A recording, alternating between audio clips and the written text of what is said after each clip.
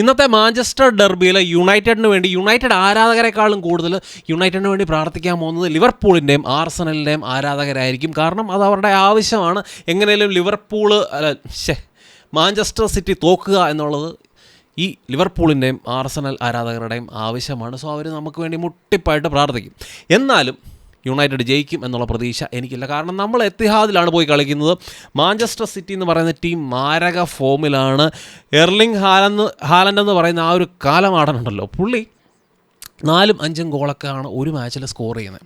എന്നാൽ പിന്നെ നമുക്ക് അങ്ങ് എർലിംഗ് ഹാലൻഡിനെ അങ്ങ് പൂട്ടിയേക്കാം എന്ന് വിചാരിച്ച് കഴിഞ്ഞാൽ അപ്പുറത്തുനിന്ന് ഡിബ്രോയിനെ, ഡോക്കു, ആൽവാരസ്, അപ്പോൾ ഫോർഡന്, ഇപ്പം ഇങ്ങനത്തെ പ്ലെയേഴ്സ് എല്ലാം ചുറ്റിനും നിൽക്കുകയാണ്. ഹാലൻഡിനെ പൂട്ടിയാൽ ബാക്കിയുള്ളവന്മാർ വന്ന് ഗോളടിക്കും. അപ്പോൾ എന്താണേലും ഇന്നത്തെ ഒരു മാച്ചിൽ എൻ്റെ ഒരു ഒപ്പീനിയൻ എന്താണെന്ന് വെച്ച് കഴിഞ്ഞാൽ, നമ്മൾ ഇന്നത്തെ മാച്ചിൽ ഒരു മിഡ് ബ്ലോക്ക് കളിച്ചേ പറ്റത്തുള്ളൂ. അല്ലെങ്കിൽ അല്ലാതെ അവിടെ പോയിട്ട് അവരുടെ ഗെയിം കൺട്രോൾ ചെയ്യാൻ, നമ്മൾ മിഡ്ഫീൽഡിൽ ഡോമിനേറ്റ് ചെയ്യാമെന്നൊക്കെ പറയുന്നത് ശുദ്ധ മണ്ടത്തരമാണ്, നടക്കത്തില്ല. അപ്പം എൻ്റെ ഒരു അഭിപ്രായത്തിൽ ഈ ഒരു 4-2-3-1 എന്ന് പറയുന്ന ഫോർമേഷനിൽ നമ്മളൊരു ചേഞ്ച് വരുത്തണം. 4-4-2 എന്ന് പറയുന്ന ഫോർമേഷനാക്കി മാറ്റണം. റാഷ്ഫോർഡിനെ സിംഗിൾ സ്ട്രൈക്കർ എന്ന് പറയുന്ന ആ ഒരു ഓപ്ഷൻ വേണ്ട, അത് വെറും വേസ്റ്റാണ്. സോ 2 സ്ട്രൈക്കർ, റാഷ്ഫോർഡ്, ഗർനാച്ചോ, 2 സ്ട്രൈക്കറിനെ വെച്ചുകൊണ്ട് നമ്മൾ ഇന്നത്തെ മാച്ച് 4-4-2 എന്ന് പറയുന്ന ഫോർമേഷനെ വെച്ചുകൊണ്ട് ഒരു എക്സ്ട്രാ മിഡ്ഫീൽഡറിനെ നമ്മളിന്ന് കളിപ്പിക്കണം. അപ്പോൾ ആ നമ്മുടെ മിഡ്ഫീൽഡ് നോക്കിയാൽ കസമീറോ, കോബി മേനു, ബ്രൂണോ ഫെർണാണ്ടസ്, അതുപോലെ തന്നെ മക്ടോമിനെ. അപ്പോൾ ഇങ്ങനത്തെ ആ ഒരു ഫോർമാൻ മിഡ്ഫീൽഡാണ് ഞാൻ ഇന്നത്തെ മാച്ചിൽ പ്രിഫർ ചെയ്യുന്നത്. എറിക്സനെ ഞാൻ ഒരിക്കലും പ്രിഫർ ചെയ്തില്ല. എറിക്സൺ വരുന്നതൊക്കെ കുറച്ചുകൂടെ ചെറിയ ടീമുകൾക്കെതിരെ എറിക്സനെ ആ ഒരു മിഡ്ഫീൽഡിൽ കളിപ്പിക്കുന്നതായിരിക്കും നല്ലത്. ആ ഒരു മിഡ്ഫീൽഡിൽ ആ ഒരു കൺട്രോളിനൊക്കെ വേണ്ടി എറിക്സനെ ചെറിയ ടീമുകൾക്കെതിരെ കളിപ്പിക്കുന്നത് നമുക്ക് മനസ്സിലാക്കാം. പക്ഷേ മാൻ സിറ്റി എന്ന് പറയുന്ന ടീമിനെതിരെ നമ്മൾ ഒരിക്കലും മിഡ്ഫീൽഡ് കൺട്രോൾ ചെയ്യാൻ വേണ്ടി പോകുന്നില്ല. എറിക്സൺ വന്നാലും ആര് വന്നാലും. സോ ബെറ്റർ എനിക്ക് തോന്നുന്ന കുറച്ച് ആ ഒരു ഫിസിക്കാലിറ്റിക്കൊക്കെ വേണ്ടി മക്ടോമിനെ എന്ന് പറയുന്ന പ്ലെയർ വേണമെങ്കിൽ ഒരാളെ നമുക്ക് വേണമെങ്കിൽ ഒരു മാൻമാർക്കൊക്കെ ചെയ്യാൻ മക്ടോമിനെ യൂസ് ചെയ്യാം. അതുപോലെ തന്നെ ബോക്സിലോട്ടുള്ള ലേറ്റ് റൺസ്.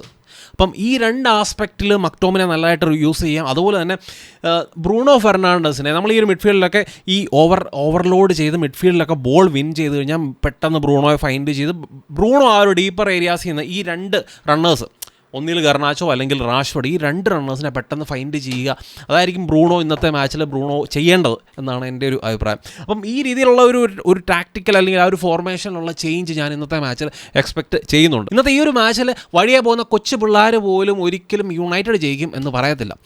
പക്ഷേ അപ്പുറത്ത് സിറ്റിയുടെ കോച്ചായിട്ടുള്ള പെപ് ഗാർഡിയോള പറയുന്ന യുണൈറ്റഡ് മാരക ഫോമാണ്, മാരക ടീമാണ്, പൊളിച്ചെടുക്കും എന്നൊക്കെ പറയുന്നുണ്ട്. നമുക്കിട്ടുള്ള നല്ല ഊക്കാണ്, വേറൊന്നുമല്ല. അല്ല എന്നാ പറയണ്ട, റാഷ്ഫോർഡ് എന്ന് പറയുന്ന പ്ലെയർ നമുക്കറിയാം സ്ട്രൈക്കറായിട്ട് കളിപ്പിച്ച് ദുരന്തമാണ്. അല്ലാതെ വിങ്ങിൽ കളിപ്പിക്കുമ്പോഴും ഈ ഒരു സീസണിൽ പുള്ളി ആ രീതി പെർഫോമൻസ് ചെയ്യുന്നില്ല. കഴിഞ്ഞ ദിവസത്തെ പുള്ളിയുടെ ഇൻ്റർവ്യൂ ഒക്കെ എല്ലാവരും കണ്ടു കാണും.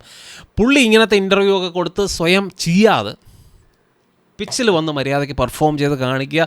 ആരാധകർ തന്നെ കൈയടിച്ചോളും. അല്ലാതെ വന്നിട്ട് കൂടുതൽ വർത്തമാനത്തിൻ്റെ ഡയലോഗിൻ്റെ ആവശ്യമൊന്നുമില്ല. പിച്ചിൽ പെർഫോം ചെയ്ത് കഴിഞ്ഞാൽ ആരാധകർ പുള്ളിയെ വീണ്ടും അഡോറ് ചെയ്യും. അപ്പം അങ്ങനത്തെ എന്നാ പറയുക, സില്ലിയായിട്ടുള്ള ഇൻ്റർവ്യൂസൊക്കെ നിർത്തുക. അതാണ് എൻ്റെ ഒരു പേഴ്സണലായിട്ടുള്ള അഭിപ്രായം. അപ്പോൾ എന്തൊക്കെ തന്ത്രങ്ങളും കുതന്ത്രങ്ങളും ഒക്കെ മേഞ്ഞാലും സിറ്റി എന്ന് പറയുന്ന ടീം നമ്മുടെ ടീമിനേക്കാളും ഫാർ ബെറ്ററാണ്. സോ എനിക്ക് വലിയ പ്രതീക്ഷയൊന്നും തോന്നുന്നില്ല. അപ്പം നിങ്ങളുടെ അഭിപ്രായം, എങ്ങനെ സിറ്റിയെ തോപ്പിക്കാം അല്ലെങ്കിൽ സിറ്റിക്കെതിരെ എന്തെങ്കിലും ഒരു ചാൻസ് ഉണ്ടോ എന്നുള്ളതിനെക്കുറിച്ചുള്ള നിങ്ങളുടെ അഭിപ്രായങ്ങൾ തീർച്ചയായിട്ടും നിങ്ങൾ കമൻസ് ആയിട്ട് ഇടുക. മറ്റൊരു നല്ല വീഡിയോ അല്ലെങ്കിൽ അടുത്ത ഈ ഒരു മാഞ്ചസ്റ്റർ ഡെർബിയുടെ റിസൾട്ടുമായിട്ട് നമുക്ക് ഉടനെ തന്നെ കാണാം. ബൈ.